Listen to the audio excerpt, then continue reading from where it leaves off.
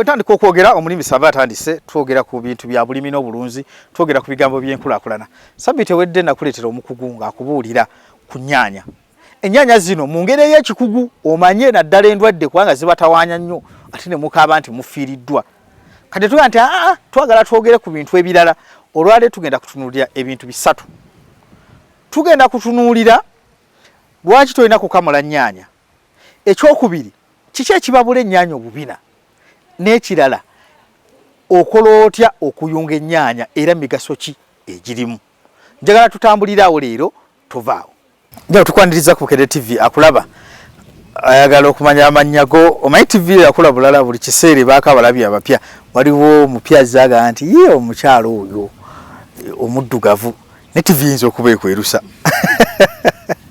mubuuzeeko omubulira amannya go amanya agange nze Maureen Logose nga ndi technician mu program ya horticulture e Namulonge ku research Logose bava luddawa tuva budakaawo nga ndi mukyala mugwere abagwere nabo basalemba abo bagisu ba neighbor tebawubwa ne basalira muna abagwere oli babuuza ngo wakyalidde naye juze na misindwe wawona okusala bwe nayingira jensula saavaayo bigenda bitya gyetulisewo mujebale gye mutuusaako tukomyewo ekitulo ekyokubiri naye siimye obbalabako abantu basiima nnyo esewo buli twasemba okwogera nga twagala tumanye ku kintu hybrid nga tetunagenda birala byonna abantu sokuba buli hybrid kyeki kwegamba hybrid kyekintu kyoba ogasse ebintu bibiri abazadde nga banjawulo nga bali babiri kati ekigasse ennyaanya zino ebbiri oddira baba kiyita batya naye kale ziba bbiri zanjawulo abazadde baba babiri nga banjawulo naye nga bwe tuba tugatta ebirime tukwata poleni ow'ennyaanya eno ne tumugatta n'eyeeno ne tugibikka ne tutakkiriza kuddamu kuteekako ndala kati omwo mwe muva hybrid kitegeeza ebintu bya abazadde ba mirundi ebiri naye nga banjawulo kati ne bwe banyuza emiyembe era nago ngamba nti hybrid kakati omucungwa era oba ogugatta na mucungwa si grafting tekyusa naye ate enengeri gye tugattamu okufuna hybrid kitegeeza waliwo enkyukakyuka kino kyava mu kino nenoonyamu ekisinga ekiddako era bwe tuba tugatta ebiseera ebisinga obungi wabeerayo generation tukoma ku F1 naye ogenda nogenda ku F2 F3 ne ennyaanya tukoma ku F1 lwaki ebintu biriko gundi F1 bategeeza ye generation gye tuba tusoose okufunamu 1 kati temukola G1 kati gyokoma okugenda okugatta wabeerawo complications nyingi wabeerawo complications nyingi eyo series tubeera mu series ezo esooka eyokubiri bwe bityo kati F ngayo F etegeeza ki F eruwa eyo gyemutako F1 yeyo foundation 1 yebeesoose foundation 1 kakati lwaki hybrid bagitendereza nnyo hybrid ekikola bwete ya hybrid anti kati oli anoonyereza bamuyita breeder oyo yazazaamu ensigo omulimi aba ayina kyanoonya okugeza kati essaawa ya leero ennyaanya ezisinga obungi ezifuluma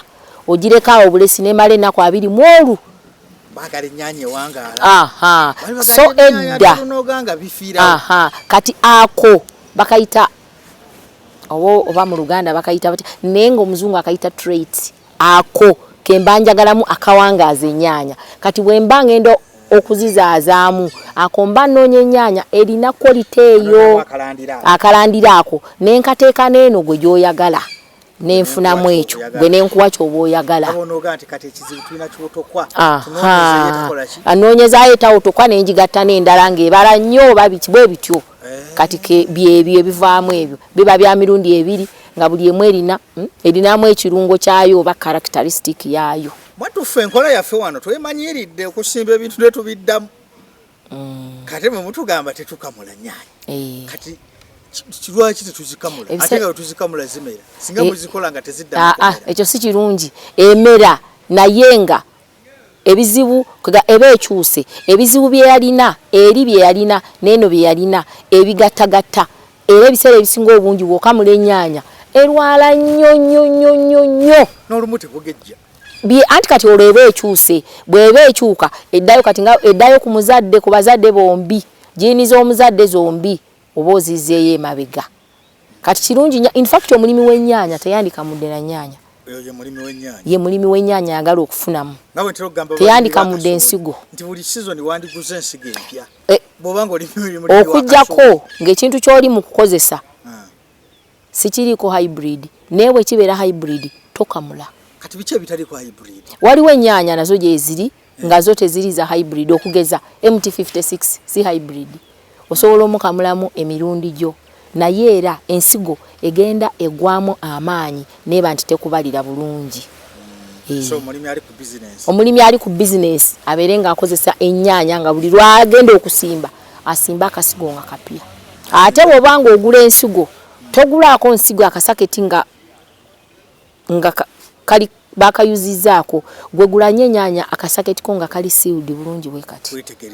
Wetegereze. Kubanga ebisinga obungi ebizibu bye bafuna abantu bali packaging ennyaanya ezo gwe oba toketegereza bulungi kagenda ogenda okatwala eri nga tekakyali kalungi. Kirungi nnyo tugule ennyaanya nga nsiringe bulungi. Omuntu mubuulire ennyaanya bazirima nnyo ne zibabuka wansi n'olususu ne lufa kiki ekireetera ennyaanya okufa olususu? Ebizibu by'ennyaanya biva mu ndabirira. Kati ekyo ekikaata wansi naddala ekikwata wansi n'olaba ekya bbulaaka nga kikutte. Kaakati ekintu ekyo ekikireeta kitegeeza ebigimusa byali tebimala. Kaakati ennyaanya oba ebirime byonna birira mu mazzi. Kati omusana bwe gwaka gwe n'oteekako ekigimusa ennyaanya tejja kukifuna kubanga tewali mazzi. Kati era manya nti buli lw'oteekako ekigimusa n'amazzi galina okubeerawo. Kyova olaba nti abamu bagamba nti omusana gwayaka kyova olaba nti ennyaanya yange yafuna ekyo ekifuna ekyo kubanga ekigimusa tekyasobola kutuukako. Naye nga ekyo kye bayita blossom and rot ng'ekikireetera kitegeeza ekigimusa kye bayita calcium ekyetaagisa okugumya olusu lw'ennyaanya tekirimu. Nebabuka wansi. Kati kyekola ekikaata nnyaanya olususu ne lufa. Ebyo byonna bulwadde bwa nnyaanya. Kati gwe kasita obanga eno wafuidde bulungi n'emmere n'osaamu bulungi ebyo byonna tobirabako. Amazzi kikulu nnyo ku nnyaanya. Naye waliwo ka fertilizer ka easy grow kaliko fruit and flower bw'okeyambisa ng'okeyambisa nga bwe kayina okutambula nga bw'okalaba ku kipande ebyo n'oba obigobye. Ebiseera ebisinga obungi tobifuna. Kati ennyaanya eno nnimire wansi oba nnimire ku buti? Emigaso egiri mu kulima ennyaanya ku buti gye giri naye si buli nnyaanya tekuleera nda waggulu. Nkuwa ekyokulabirako asila bw'oba oyagala omufunemu omuleka wansi. Amabanga ga asila bw'omuteeka wansi akuba amatabi mayitirivu n'abala nnyo. Asila ne bw'omukigiitanyako omuteeke waggulu tagendayo tabala bulungi. Saate waliyo ebika byo nga kwambuka kakomewaako tayambuka era asigala akola kano abyataliraawo wansi agaziiraawo wansi. So ate waliwo ennyaanya endala nga anja kati ng'ono gw'olaba wano anja yakati era gwe ne wonaamuteeka ng'oyagadde alande wansi era ajja kuyimuka bw'ati bwagwa ayimuke bwagwa. Kwegamba advantage ez'okuteeka ennyaanya waggulu blight tazikuba nnyo. Ye advantage y'ennyaanya ezo ataba mungi nnyo ng'oli atadde wansi kuba amazzi okusamuka obituukako ate gaba matono. Ate buli lw'oteeka ennyaanya waggulu osobola okugisalira n'ogiwa amabanga. Empewo eno buli lw'efuwa bw'eti ejjamu oluzizi. Olwo oluzizi that humid environment is what causes blight. Oluzizi olwo erumalamu osobola okugisalira obulungi n'okendeeza oluzizi olwo ate ne bw'oba ofuuyira buli wamu wafuna. Tobeera ng'ono atadde wansi ku ttaka awamu tewafuna. Awamu tewafuna.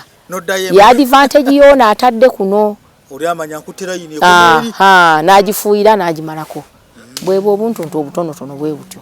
Emigaso era nga bwe nkugambye management ebeera ize terwalalwala nnyo ate oba osobola kati waliwo ebika osobola okubiryako okusuka emyezi 4 kati nga anja. Bw'obanga wamuteeka wansi oba tosobola kuddamu n'omulandiza n'omuleeta naye kati eno oba ogitadde waggulu etambula osalako okkiriza nzikirize neeyongerako n'egenda n'ogikkiriza ate weba eri waggulu osobola okumanya nti kino ekikolo nkyongeddeko mani wankiwadde naye bwe ziba ziranda ziba zimaze okwekwata.